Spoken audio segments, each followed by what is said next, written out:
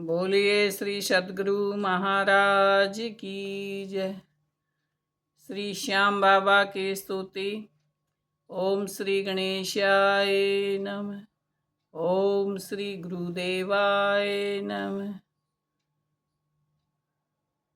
कथारंभ होते हैं सुनो वीर हनुमान, आसन ले लो प्रेम से सदा करो कल्याण सियापति राम।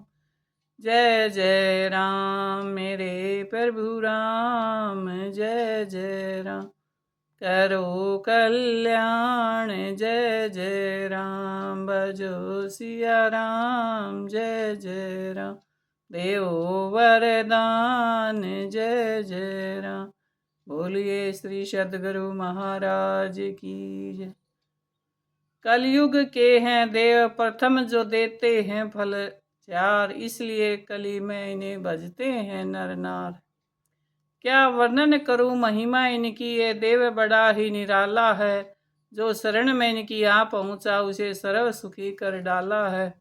जो दामन इनका थाम लेवे उसके कष्ट सभी कट जाते हैं। संकट में अगर पड़ जाए भगत तो ये आकर उसे छुड़ाते हैं। ये कथा बहुत पुरानी है, द्वापर का अंतिम पसारा था। उस मायापति की माया में कलयुग का शुरू नजारा था। महाभारत के युद्ध की एक गाथा तुम्हें सुनाती हूँ। इन श्याम धनी के महादान की एक छुपी निशानी है। सब समय समय का चक्कर है, बिन समय न कुछ हो जा पाता है। जब समय पलट जाता है नर का तब क्या से क्या हो जाता है। बोलिए सद्गुरु महाराज की जय। ये कौरव पांडव भाई भाई पर भाईचारा नहीं रहा। आपस की खेचातानी में कुछ कुल में बाकी ना रहा। ये धर्म युधिष्ठिर उस कुल में पर धर्म धर्म से पाला रहा। पापी दुर्योधन के आगे कुछ चारा उनका चला नहीं। संकल्प था दुर्योधन का जीते जी इन्हें मिटा दूंगा। मिट जाए चाहे संसार सभी पर नामो निशान मिटा दूंगा। एक रोग छड़ी दुर्योधन ने एक सुंदर खेल रचा डाला। उस खेल खेल में पापी ने विष भीम बलि को दे डाला। मूर्छित हो गया जब भीम बलि दरिया में उठाकर डाल दिया। मानो दुर्योधन ने उन्हें ऐसे जीवन का कांटा निकाल दिया। ऐसे हालत में भीम जिस समय नागलोक में जा पहुंचा, वासुकी नाग की कन्या का मानो सुहागा पहुंचा। वासुकी नाग को एक समय माँ पार्वती ने वचन दिया, होवे कन्या वही अहलवती थी जो माँ की भी वरदानी थी। शिव की पूजा नित करती थी, सतवंती भी गुण खानी थी।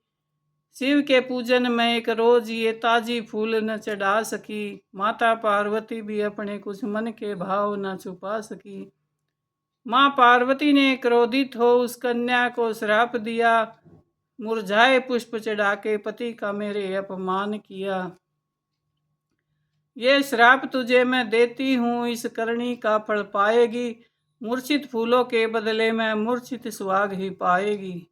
अहलवती बोली, माता सब जप तप नष्ट हो जाएंगे। अगर उजड़ गया जो सुहाग मेरा तो जन्म भ्रष्ट हो जाएगा। अपराध हुआ मुझसे माता, वरदान दूसरा दे डालो। सुख से भर दो झोली या जीवन मेरा ले डालो। बल बुद्धि में होगा पार, उसे जीत न कोई पाएगा। ये पुरुष वही था भीम जिसे वहाँ मूर्छापण में पाया है। वासुकी नाग की कन्या ने झट अमृत ने पिलाया है। फिर नारद मुनि की आज्ञा से दोनों का हुआ विवाह वहाँ। इसी तरह भीम बलि कुछ करते रहे विहार वहाँ। जब आई शुद्ध भ्राताओं की बोले, अब चला मैं जाऊंगा। ये वचन अहलवती देता हूँ, जब चाहोगी आ जाऊंगा। भीम के यहाँ जाने से खुशी पांडव कुल में भारी थी। यह वही समझ आ पहुंचा था जब महाभारत की तैयारी थी। बोलिए श्री सद्गुरु महाराज की जय। उधर अहलवती के द्वारा एक सुंदर पुत्र उत्पन्न हुआ। मानो था वो भी महाबली, जीवन से सुख संपन्न हुआ। बर्बरिक नाम रखा उसका और महातेज भी पाया है। यह वही नाम और वही बलि जो श्याम धनी कहलाया है। भीड़ पड़े कौरव पांडव दोनों आपस में युद्ध घमसान ठना। वो पावन धाम कुरुक्षेत्र जो मानो आज शमशान बना।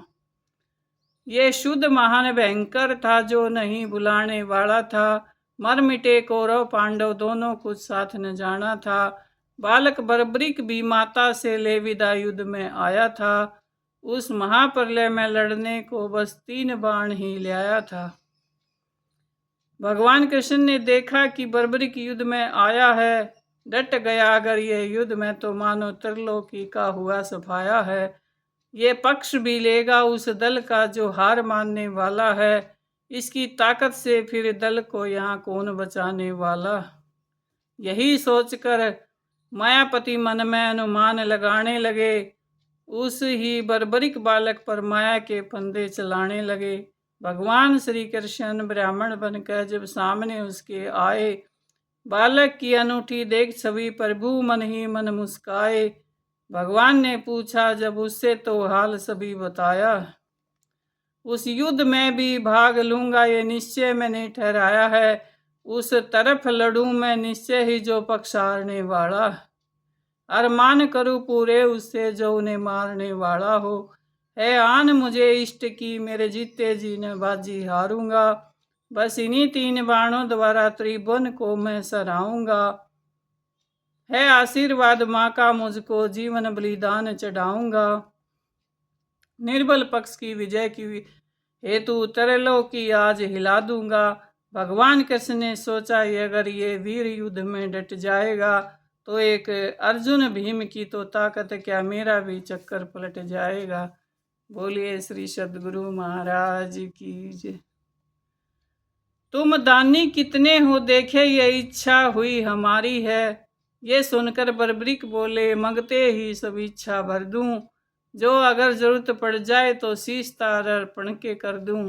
भगवान ने वो ही मांग लिया और तुरंत शीश दे डाला है। ये महिमा मादानी की है जो सर्वस्व भी दे डाला है।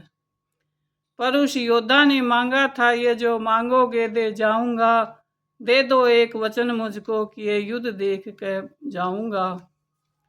इसलिए शीश को लेकर प्रभु ने ऐसा विधान किया। उस कटे शीश को युद्ध स्थल में एक खंबे पर स्थान दिया।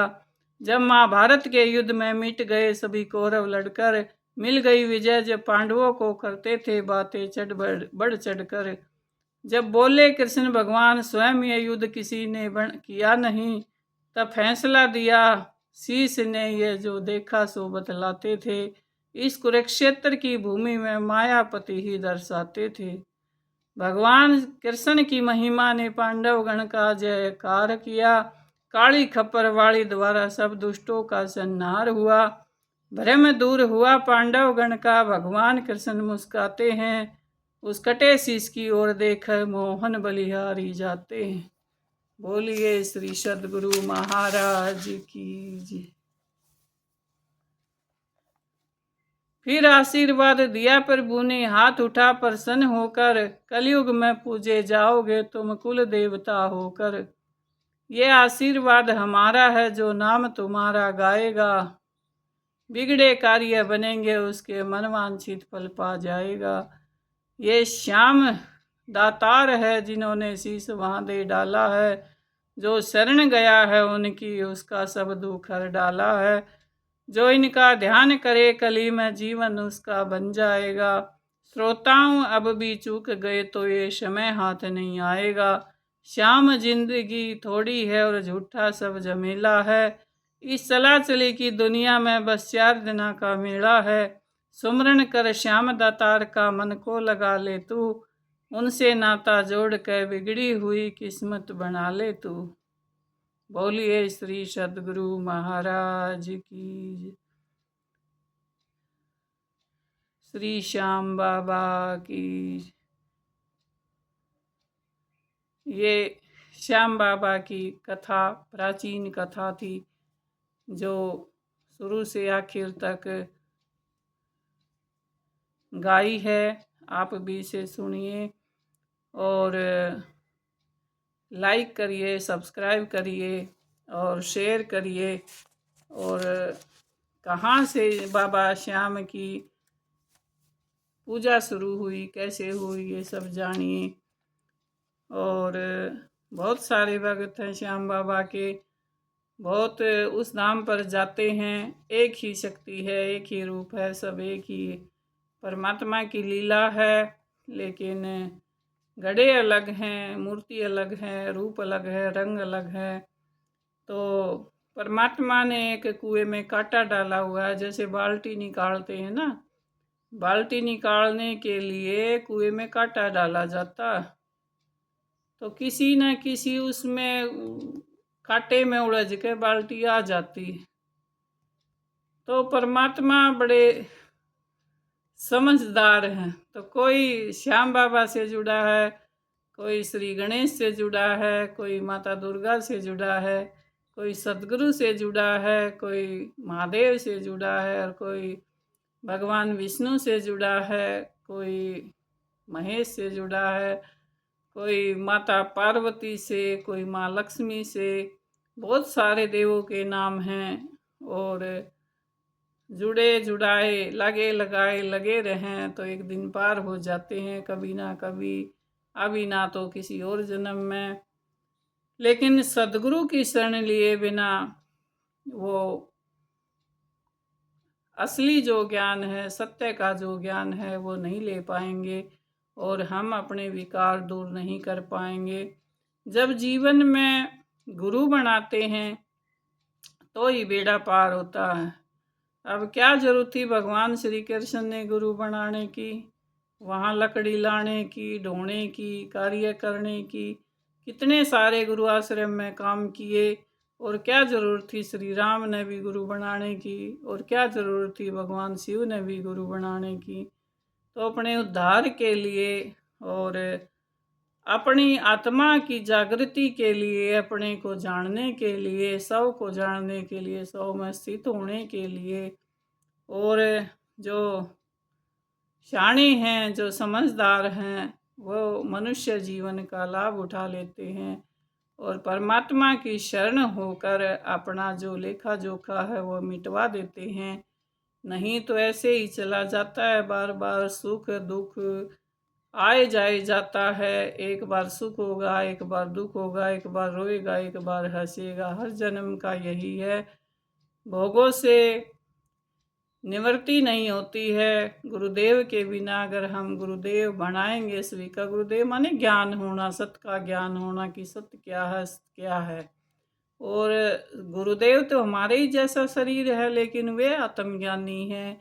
उन्हें अपने अंदर पाया है, समझा है और तप किया।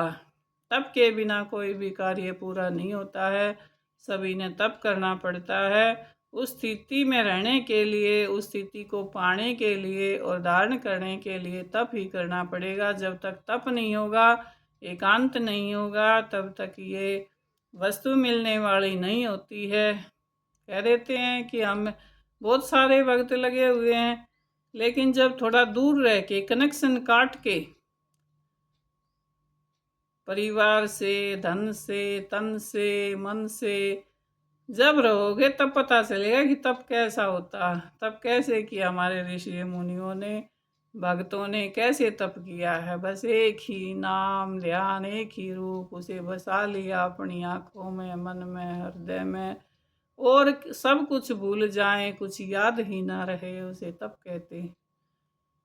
बोलिए श्री सदगुरु महाराज की जय। श्री श्याम बाबा की शुरू से ही कथा है, आप इसे बड़ा आनंद आएगा सुनेंगे। और कथा का रस पान करने से ही आगे जा सकते हैं, हम आगे बढ़ते हैं। तो कथाओं के माध्यम से पहली भक्ति कथा प्रसंगा ही बताई है श्री रामचंद्र ने। श्री रामचंद्र भगवान और श्री रामचरितमानस में ये वर्णन है 9 प्रकार की भक्ति का। तो जैसे जैसे हम कथाएं सुनते जाएंगे तो हमें उच्च ज्ञान तक पहुंच जाते हैं और अपना कल्याण कर लेते हैं, और सब अपने मन में शांति प्राप्त हो जाती है। इधर उधर का भटकना, भ्रमणा, भागना, अब ये नहीं हुआ, अब ये नहीं हुआ, लगे ही रहते हैं। दिन रात अपने में बैठते ही नहीं किसी भी टाइम शांत। तो शांत बैठिए, आराम से रहिए, मनुष्य जीवन का लाभ उठाइए। बोलिए श्री सद्गुरु महाराज की जय। और लाइक करिए, सब्सक्राइब करिए। कथा अच्छी लगे तो कमेंट करिए। बोलिए श्री सद्गुरु महाराज की जय।